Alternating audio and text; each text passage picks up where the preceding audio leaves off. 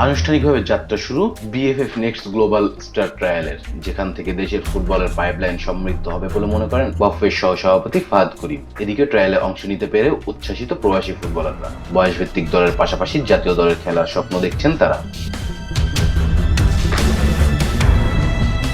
জাতীয় স্টেডিয়ামে প্রবাসী ফুটবলের মিলন মেলা। আনুষ্ঠানিকভাবে স্বপ্নযাত্রা শুরু বিএফএফ এর নেক্সট টার্গেট গ্লোবাল স্টার ট্রায়ালে অংশ নেওয়া বাংলাদেশি বংশোদ্ভূত ফুটবলাররা। লাল সবুজের জার্সিতে খেলার স্বপ্ন নিয়ে ট্রায়ালে অংশ দিতে ইংল্যান্ড, ইতালি সহ বিভিন্ন দেশ থেকে প্রবাসী ফুটবলাররা এসেছে বাংলাদেশ। ট্রায়াল শুরুর আগে জাতীয় স্টেডিয়ামে ফুটবলারদের পরিচয় পর্ব অনুষ্ঠিত হয়। এরপর জাতীয় স্টেডিয়ামের মাঠ ও ফ্যাসিলিটি ঘুরে দেখেন খেলোয়াড়রা। পরিবারের সঙ্গে স্মরণীয় মুহূর্তে ফ্রেমবন্দি করেন তারা।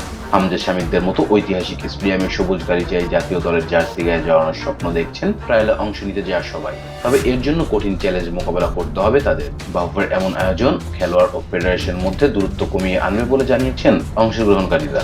ফুটবলারদের পাশাপাশি অভিভাবকরাও স্বপ্ন দেখছেন লাল সবুজের জার্সিতে একদিন আলো ছড়াবেন তরুণ এই ফুটবলাররা। ট্রায়াল মঞ্চ থেকে দেশের ফুটবলার পাইপলাইন সমৃদ্ধ হবে প্রত্যাশা বাফুফের। অনূর্ধ্ব 19 ও 23 দুইটি গ্রুপে ভাগ হয়ে শনি থেকে সোমবার পর্যন্ত চলবে আনুষ্ঠানিক এই ট্রায়াল। শুক্রবার বিকালে খেলোয়াড়দের ওরিয়েন্টেশন ও রেজিস্ট্রেশন পর বাংলাদেশ ফুটবল ফেডারেশন সহসভাপতি ফাহাদ করিম জানালেন ট্রায়ালে অংশ নেবে মোট 48 জন। আগামী 3 দিন কি হবে, কারা থাকবেন সে বিষয়ে তাদের জানানো হয়েছে। তাদের বাবা মায়ের সাথে আমাদের সহকর্মীরা কথা বলেছে। বাংলাদেশ ফুটবল ফেডারেশন এবং বাফুফের সভাপতি তাবিদ আউলের প্রতি আস্থা রেখে তারা নিজেদের খরচে ছেলেদের ট্রায়ালে নিয়ে আসতে তাদের ধন্যবাদ জানানো হয়েছে। একই সাথে তাদেরকে জানানো হয়েছে আগামী 3 দিন কি হবে।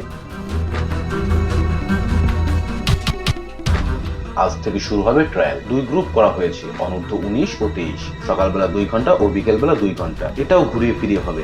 এদিন যারা সকালে পাবে পরের দিন তারা বিকেলে আসবে। এভাবে ডেনমার্ক প্রবাসী সাকিব মাহমুদ, যিনি জাতীয় দলের অধিনায়ক জামাল ভুঁইয়ার বন্ধু, তিনি ট্রায়াল প্রক্রিয়ায় কাজ করেছেন সমন্বয়ক হিসেবে। ইংল্যান্ড, আমেরিকা, ইতালি সহ বিভিন্ন দেশ থেকে অধিকাংশ এসেছেন সাকিবের মাধ্যমে। গুটি কয়েকজন এসেছেন বাফুফের সাথে ব্যক্তিগতভাবে যোগাযোগ করে।